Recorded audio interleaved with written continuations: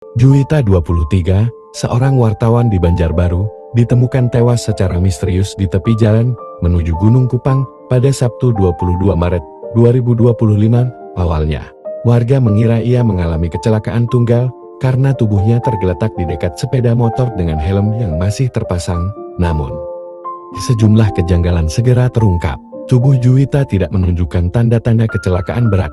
Motornya nyaris tanpa kerusakan, bajunya tetap bersih, dan yang paling mencurigakan adalah adanya luka di leher serta lebam di bagian belakang kepala. Barang berharganya, termasuk ponsel dan dompet, juga hilang dari tempat kejadian. Temuan ini menimbulkan dugaan bahwa Juwita bukan korban kecelakaan, melainkan pembunuhan. Penyelidikan mengarah pada seorang anggota TNI AL berpangkat Kelasi 1 berinisial J23 yang diketahui bertugas di Lanal Balikpapan. Komandan Detasemen Polisi Militer dan Pom Lanal Balikpapan, Mayor Lat PM Ronald Gana, membenarkan keterlibatan tersangka dan memastikan bahwa kasus ini akan ditangani secara transparan.